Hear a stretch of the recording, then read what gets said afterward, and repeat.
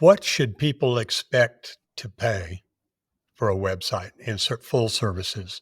Um, Catching you as an ambush here, I guess, but some people think, well, $5,000 for a website. I'm not spending $5,000 for a website or 20,000. A $5 million revenue uh, contractor. Can you give us an idea, and then maybe what the ongoing cost budget they should at least realize is out there? Yeah. So our our smallest website program and what I feel like would be like an introductory website cost is like if you're going to do a lot of the work yourself, you're still going to end up investing $1,000 or more in your website before it's said and done because you're going to need to have hosting, you're going to need to have figure out how to do it. You've got your time, somebody's going to have to write stuff. So that's like introductory level. I am doing most of the stuff on my own. I feel like you need to budget $1,000 for it.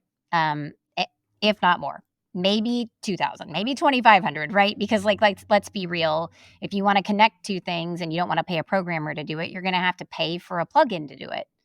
And those are a couple $100 a piece, right? So that's probably where I would start. For our like entry level, we design it all and write it all for you websites. If those are around say 7 to 10 pages, those are going to cost you somewhere around like the $5 to $6,000 mark. And that's why a lot of people are like, well, the heck with this. If I got to pay that much to start, then why would I do it? Yeah, let's have you do it.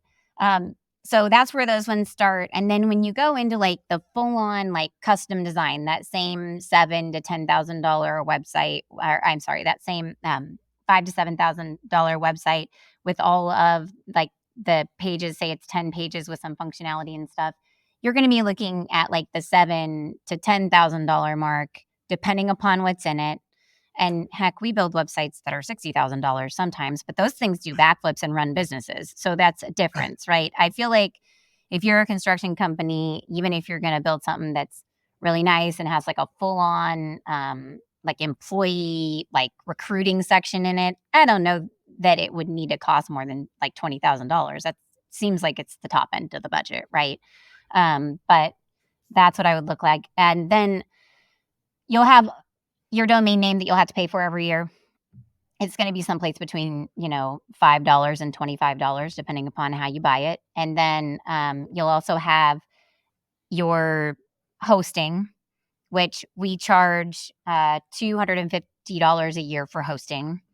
But then also you could buy cheaper hosting plans, which I don't know is the best idea because you kind of want this thing always up and running and you want it to load quickly and all those things. And your hosting is, kind of the chassis it's all built on. So we should like respect that. And then last but not least, you'll have a maintenance cost. Now maintenance is not to be confused with a retainer. Okay, so if you're contracting with a agency to do all your updates and all that kind of stuff for you, like add new employees to the site, write your project section, take photos of your projects, add all those projects pages or blogs or whatever to your website, that's different than maintenance. Maintenance is like we need to make sure all the software is up to date and all your plugins are updated and that every year they're renewed and like all of the credentials are put back in so your website works flawlessly and seamlessly for everybody. And so those types of services are going to run you probably around like $300 ish a year. If you have somebody who's doing it regularly. Like we're in there at least once a week maintaining all of our stuff so it's not hacked and it's running really well. Yeah, so those are the things that you would have to consider are hosting, domain name, and then maintenance. And then, of course, the updates would be a separate piece of those, and No, they vary. this Yeah. is a great idea. Great No, idea. it's super helpful. And I think it's good to set those expectations because a lot of times people may come and think, oh, I can do it for $1,000 or $2,000, but that's not the reality for a quality product. So super Well, helpful. and it should be like an investment that lasts you for a while. Like you should be able Yeah. to build your website and it should last you at least 3 years.